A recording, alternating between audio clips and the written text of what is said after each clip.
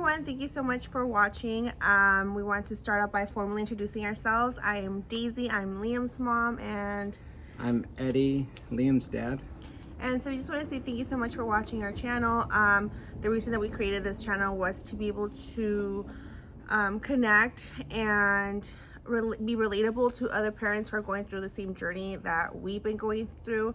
So Liam, today I just wanted to kind of just basically share our journey up until now with Liam, and if you guys have any other questions or you want us to create a different video and be more specific on other topics, then please leave us comments, and we'll go ahead and do that for you guys. We'll create a Q&A, maybe even like a live video and on answer YouTube. questions for you guys. So I guess we'll start with Liam. And so Liam was born in October 2013. He was delivered via C-section. It was an easy delivery. It was pre-planned C-section. There was no complications. He was healthy. Up until about 18 months is when we even heard the word autism. And he was enrolled in a daycare. And the teacher was the one who actually brought it up to us because they noticed that he was having a little more meltdowns and he was starting to get frustrated and hit himself or hit the kids around him. So they had mentioned to me to make sure that we get him screened. So at that time, I didn't even realize what she meant by screened. So we got the number to the Inland Regional Center and we had a phone call screening. And they told us, he seems to meet all of his milestones. There's no red flag at the moment. So we went on with our lives. And around 2 years old, that's when Liam, he outgrew the class that he was in. He was switched over to the next classroom that was more of his age group. And we noticed a big change. And that's when we started noticing more meltdowns. He was really frustrated all the time. He was getting physical, like hitting the other children, but it was just being a more consistent thing. So at that point, I did have a meeting with the director of the school for the program, and she went ahead and let me know, that if it could continue to happen, that unfortunately they wouldn't be able to have a spot for him. So at that point, I went ahead and I talked to his pediatrician, and we did a physical exam. He did the common screening questions for autism, and the only concern that he had at that point was his speech delay. He did have a speech delay, and we figured maybe the speech delay was causing the meltdowns of frustration. But it continued, and so at about, I think 2.5 or so, his school finally did let him go. So they were very persistent that they felt that it was more than just speech delay, that they really felt that he had autism or some form of, what is it called, sensory disorder. But they just knew. They're like, we are usually the first ones to catch on to it before the doctors do, because we're with him all day. And at that time, I worked 8 to 5, a full-time job, so they did spend a lot of time with him. So unfortunately, let him go. And during that time, I was pregnant with our daughter, and I ended up going on maternity leave, so it kind of fell around this perfect timing, I guess you could say, because then I was able to really focus on seeing what could we do. Like, we need to find out if we needed like extra, I don't know, screenings or tests or whatnot. So his pediatrician recommended that we started seeing a child psychiatrist, and he was really great. He didn't see autism at the beginning either. Oops, that's our dog.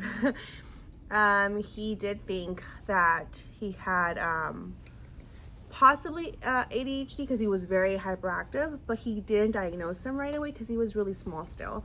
But he just kept an eye on him. So for about a year and a half, right? We continue to see Dr. Barlow? Yeah. For about a year and a half, we continue to see his psychiatrist about every 3 weeks or so, once a month. And as he got closer to 3, he started seeing that, he was showing a lot of the symptoms, not symptoms, I'm sorry, a lot of the signs of autism. And he recommended that we get another opinion and send us to the school district. So the school district went ahead and evaluated him. And the same thing, at first they didn't see it. They said, certain things that he does, like for example, lining up the toys or the meltdowns, tantrums, the speech delay. What was some other signs that they kind of noticed? There was a few more. I can't really think. It kind of seemed like he had a little bit of aggression. And then also like his sensory. So could spin. He can spin and spin for And not get dizzy at all. 5-10 minutes. And the teacher would actually tell us that in daycare, and we wouldn't really believe it, like, no, there's no way, because we hadn't really seen it firsthand.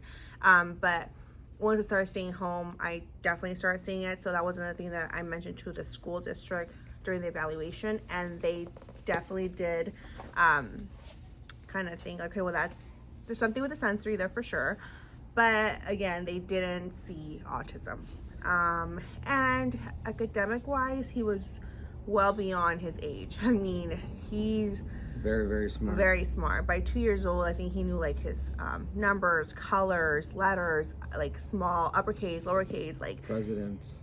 Not 2. Not 2? No, I think at 2 it was shapes, like, and not just the basic shapes. He knew, like, he could look at a card and tell you it was a hexagon, octagon, pentagon, just by like glancing at it. So we weren't concerned about his academics at that point, but the school was very amazed by it. So that's why they were a little confused as to what is his diagnosis. Luckily for us, though, the school district did start him and enrolled him in an autism support program. And that was amazing for him, because we noticed that by the end of that program, by the end of the school year with that program, his speech it was incredible. It had just increased and improved a lot. A lot. I mean, it was frustrating for us sometimes, because we would ask him, like, what do you want for lunch, Liam? And we wouldn't get a response. It would just be like, yeah or yes. But he wouldn't tell us what he wanted. So by the end of the school year with that program, his speech was amazing. Like, he was able to answer us back, and I mean, we still have some challenges, but for the most part, it was just a big difference. So did the program for about a year. The following year, he stayed with the same school. He did Head Start, and the teacher from the autism program will come in twice a week. I believe it was twice a week, right? Twice a week, and work with him all day along with other children. And so that was great support for him. And then he saw Inland Regional also. No, I'm sorry. He got finally diagnosed, right? At 3? Yeah, 3 was the age that he finally got diagnosed. Yeah, at 3, his psychiatrist finally diagnosed him with autism and ADHD. So finally, with the diagnosis that we kind of already knew was gonna be the diagnosis, we were able to take him to Inland Regional and get him evaluated there as well. He stayed with the school. We ended up moving, right?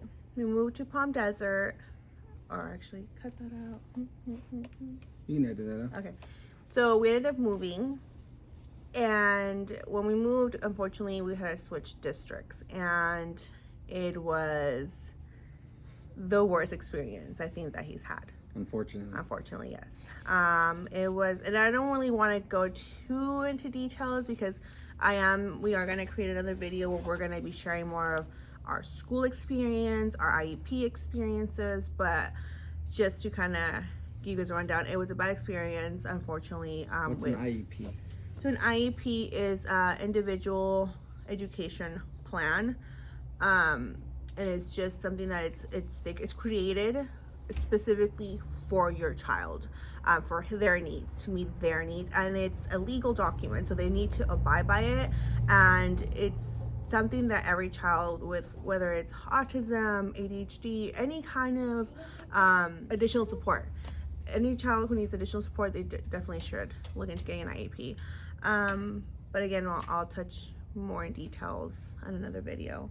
But yes, he had a bad experience, and we decided that we're not gonna allow that to happen. So we pulled him out of that school, and I ended up staying home again and just working with him until we found a school that we felt was able to provide him. Specifically for that reason, she quit her job. She had a very good job, and she had to make that. We all had to make that sacrifice for Liam. Mm-hmm. Yeah, that was challenging, I think, because a lot of times, from when I got to experience seeing other moms who have children on the spectrum, that was like the main thing I noticed. The moms or parents tend to have to stay home and be able to give the child the support they need, whether it's taking them to ABA or speech or doctor's appointments. And I think sometimes that gets overlooked a lot. Thankfully for us, because at one point he did start ABA therapy, which is where I was going to go next, where after the bad experience at school, we started ABA therapy. And we were going, what was it, like 4 days a week? 3-4 days a week, 2 hours a session. And that was a lot for him because it was like school, ABA, and then getting home late, and it was exhausting for him. But we felt that he needed that support. So luckily for us, there was programs out here that give support to parents who have to constantly be driving out for doctor's appointments. And that was through Angel View, and that was, I think, really helpful, because they give that support to any parent who has any child with a disability, not just autism, any child with a disability. They give you mileage, check for gas. For mileage, right? Yeah. So you would just report your mileage of how much, the distance from your home to the doctor's offices and back and forth, and you would just document it and submit it at the end of the month, and you will get a reimbursement basically for mileage. So I think that was amazing. That helps. So whenever you guys want to donate any of your items, I always say go to Angel View, because their programs really do help assist parents. So yeah. And then let's see, so he had ABA, and he currently is not enrolled in ABA, I will say. We've been going back and forth for a while. So with ABA, he's currently not enrolled. He just stopped. So we went down from 4 days to 3 days, and then right before quarantine happened, we decided to take a break. And we just felt like he didn't want to do it anymore. He was tired. He verbally let us know he did not want to do this anymore. He wanted a break. So even though, yes, he's a child and we are the parents, if he's gonna voice to me how he feels, I'm gonna validate those feelings. So we decided that we were gonna take a break. So we took a break, and we went back on it 2 days a week, I believe, for an hour and a half to 2 hours. It kind of rotated. With the Kimmy? Oh, okay. Yeah. With Kimmy. And that was through Zoom.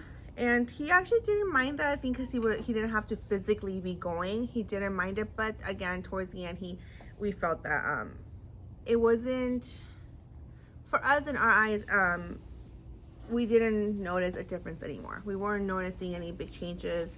We were noticing that it was really helping target our concerns for him. We didn't feel like it was doing that. I agree. So Liam started to feel like overwhelmed with ABA therapy. And to each their own. Like I said, we did ABA for quite some period of time, but I also did some research, and I also did get involved in some Facebook groups with other parents who have children on the spectrum, or or adults who are on the spectrum and kind of just share that their experiences, and they felt that ABA wasn't the best route, and they kind of gave us their feedback, and just hearing their perspective from someone that has autism and who did go through ABA and how it made them feel. So we kind of did factor that into when we decided to let him take the break. And so yeah, so right now he's not in ABA, but he has been doing pretty well. Yeah. He hasn't had any big meltdowns in a while. He actually just went to the store today and picked out a toy because he's been doing really great. He has not been hitting his sister. He's been keeping his hands to himself. He has been verbally letting her know, I need personal space. So he's been doing really great. And so for that reason, we rewarded him today with a toy. Definitely. Oh, his new school. So I know we mentioned he had a bad experience and we pulled him out. We took a break. Then we found a great school, and this school has so when he started this program, it was an autism support program. At the specific school, they had the classroom that went from TK to kinder. I believe it was kinder to first, and now it's first to second. So he'll have support all the way up to second grade, and he's able to mainstream and spend a big majority of his day in gen ed with support of the autism program. And that has been amazing to see the progress, because he started there in TK, and he's now in first grade. So within those 2 years, he had amazing teachers, amazing staff that really supported him. And he started at first with the majority of the day in the autism program with, I think, like a few hours of gen ed, and to see him now end with being most of the day in gen ed with a few hours of the support has been amazing to see.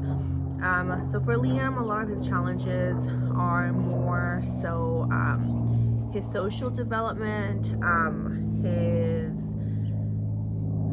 controlling, I guess, his emotions. What else do you think would be his biggest? His social interaction. That's a big one. Yeah, I think that's basically the biggest one, because we notice that, you know, sometimes the way he tries to socialize with other children can be challenging for him, and if he feels like they aren't receptive of his like trying to interact with them, like he'll kind of shut down. Yeah, and he'll get sad, but sad turns into anger for him, and it turns into lashing out, which turns into a meltdown. So that's his biggest challenge, and it can be challenging because although he is high functioning, a lot of parents or a lot of people would think, you know, oh, he's just being a bad boy, or he needs to be disciplined, or, you know, spank the bad baby. Spank him. And it's like, yes, maybe he isn't as severe as other children, but nonetheless, he still has challenges. And just because sometimes you don't see it, or you see him and you think, oh, well, he's not having a hard day. Well, maybe not at the moment, but his challenges are still there, and that makes it challenging for him at school. And again, it leads to the meltdowns. And for us, we don't believe in spanking. Not to say that, you know, from time to time, you know, we won't, but that's just not We're pretty good at using our words and right timeouts and trying to teach them what they can do better next time, or how to express themselves. Right, because I think that the way that we see it is, yeah, sure, the easy way for us would be, yeah, I can spank him and send him to his room. But what has that didn't teach him anything. That taught him that when I'm upset, I'm going to spank you. So I'm going to hit you physically. I'm going to hit you. And that's going to resolve the problem. When what I'm trying to teach him is that don't use your hands for hitting. So what I can't sit there and I have to be this example. I can't sit there and spank him and then tell him don't hit when you get frustrated, because it's confusing. So we have to practice what we preach. Exactly. So for us, it's more like, okay, you know what, Liam, I know you're frustrated. That's okay. You're allowed to get frustrated. You're allowed to be upset, because I get those days, but you're not allowed to hit.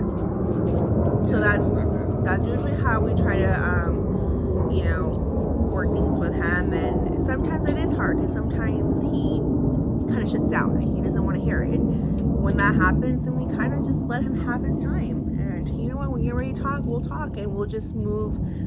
If it's a sister, we'll move away from him, we'll get a different room. Or if it's objects that we see could possibly be thrown, we move those out of the way. And we just let him have his time. Because, you know, sometimes you forget, like, they're children. And children, they have a hard time explaining how they might feel. Like, us as adults, we have hard times sometimes. Like, we have those days where, you know, we're frustrated. And so if it's hard for us, then it's definitely going to be hard for children. Yeah, so anywho, so that's our parenting style. Everybody's entitled to have their own, and whatever works for your household works for yours. This is what works for ours. And just like we respect everyone's parenting, we hope people respect ours. So yeah, so basically this kind of, we just wanted to summarize just a little bit of what we've gone through with Liam, introduce ourselves officially, and like we mentioned in the beginning, or like how I mentioned in the beginning, if you guys have any questions, any videos that you guys want us to create for you guys, let us know. We'd be more than happy. We want to definitely start creating more content, more videos for you guys. So whatever you guys need from us, like, let us know. We're not experts by any means. We're just regular people with regular a parents. child with a condition. And, you know, we just been going through this journey for the past 7 years. 5-6 years. Well, 2 years old. Okay. About 5-6 years now. Liam's 7. Yeah. And he was officially diagnosed at age 3 with high functioning autism and ADHD. But like I said, we've known something was, you know, happening when he was like 18 months because of his school. So yeah, so we're just regular parents. We want to be able to help support you, and if you guys have questions, and know that you guys are not alone, that there's plenty of other parents that go through the same journey. So feel free to leave us any comments, any questions on the comment area. Thank you for tuning in.